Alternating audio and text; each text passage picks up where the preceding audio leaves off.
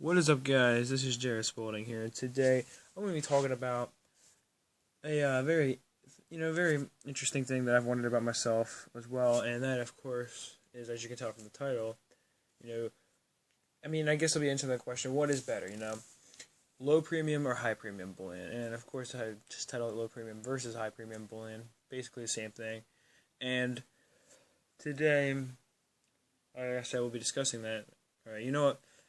Anyway, let's just get started with this video. This is enough of that. Alright, so what are the advantages to each one? That's really what you have to ask yourself first. And which one has more advantages and more potential as well as more risk? You have to always do risk assessment whenever there's potential profit to be made.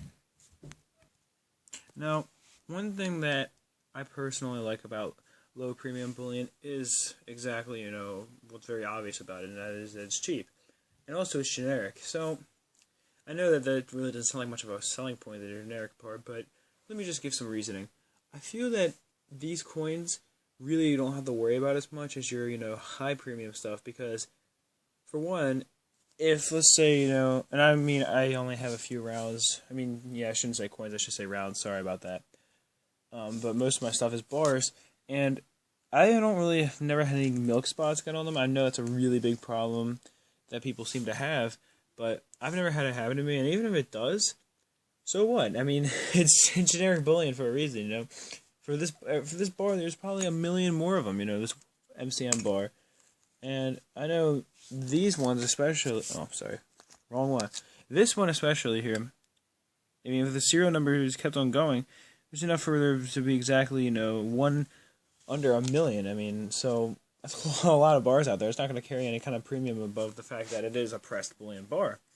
So therefore, I'm not really too worried about it, That means storing it's a little bit easier too. I don't have to store it in any special air tight capsules or anything. Like, you think this is airtight, obviously, it opens. So I'm not really too worried about this stuff. If anything happened, if it got scratched, so what? It's silver is silver, I'm stacking in just to stack silver. And with that high premium bullion, you really do have to put a lot of precautions into stacking it. And I know it's certainly not impossible or anything. It's just something to really consider when you're doing that. So especially if you're a smaller stacker, maybe it's something you not want to be involved with, just because of the fact that you're going to have to spend a little bit of extra money to get all the airtight. It's not going to cost like a bunch of money or something, but it can get expensive over time. And not only that, but also, I constantly see people, wondering how to remove milk spots, stuff like that, because it is a big problem with their, premium bullion. Now, however, one thing that's bad about generic bullion is the fact that it relies directly on the price of silver, okay? And now remember, when I'm saying low premium bullion, I'm not just talking about generic bullion here. I'm also talking about, the American Silver Eagles, the Canadian Maple Leaves, all that, because all that really is pretty low premium.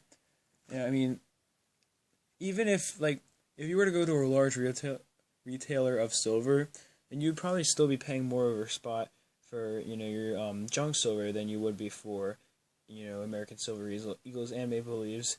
And, of course, that's only from, people like Atmex and stuff like that. If you go to a really small seller and you happen to find a good deal, then you're going to find a much better one on junk silver. But, I do obviously know that those places do overcharge for that stuff, so it actually still is cheaper to stack the American Silver Eagles if you're just buying from large companies.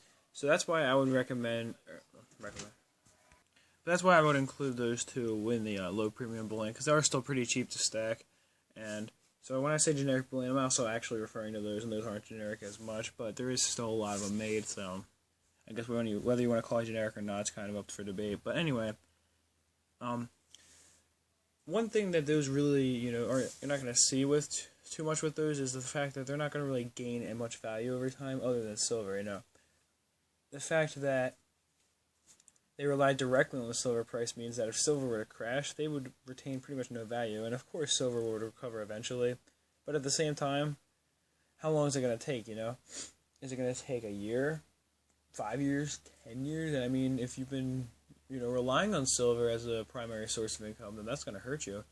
And of course, bigger people, aren't going to just be investing in raw silver. But it's still, if it's just something that you're relying on, if silver were to crash, and it might take a while for silver to go back up, and it's not going to retain any value anymore. And of course, when silver crashes, people are going to be buying it up and stuff, and the value will eventually recover, but how long is it going to take? That's a question you have to ask yourself. When you're a little bit more protected with these other,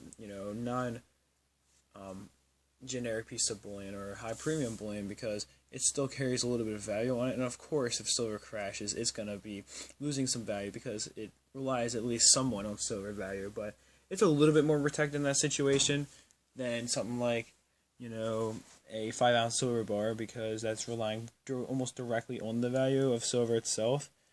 And something that's like 1 ounce of silver for $60, which is about 4 times over spot, is going to still have a little bit of value protected. And not only that, but also its potential to gain value is really what you need to look at. Over time, pieces that have really low mintage, like 1,000 minted of them, or 5,000, whatever it is, those pieces are going to carry a large premium to begin with, but that premium is only going to go up, and that's especially true of even something as simple as a American Silver Eagle. The ones that are older do gain value, and that's where you have to kind of draw the line between it being generic silver or not. Those also gain value over time. Canadian Maple Leafs gain value over time because they're also a very respected coin series. But they are pretty cheap to stack right now. It depends on. Those are really more of a grade coin though. You really have to worry about the grade, like First Strike and stuff like that. That's when it's going to be really expensive. Or like MS69 or MS70, that type of thing is going to be really expensive for them more than anything else, especially the older ones.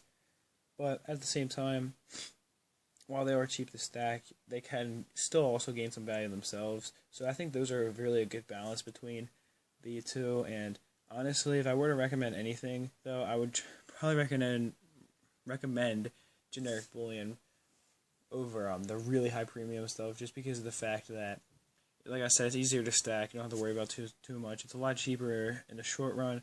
And personally, I'm just buying silver for silver when it comes to bullion. If I want something that's going to carry a high premium, I'll get a nice numismatic coin. But other than that, I honestly don't see the point. I think that with bullion, you should be stacking just purely for weight. And I have been thinking about picking up some American Silver Eagles, but those are pretty cheap too over spot.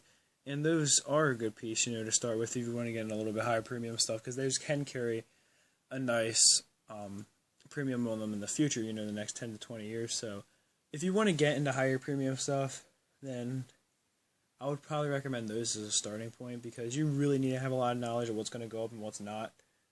Otherwise, you could end up losing. I know people say, well, everything's going to go up in the future with that, right? But that's really not true. Only the most popular series are going to go up, and you have to know exactly what to buy, because you have to know what's going to be a limited run, and you're going to have to also know when to buy it, because usually when silver coins come out that are only minted in series of 1,000 or something, they're going to be sold out in the first 5 to 10 minutes.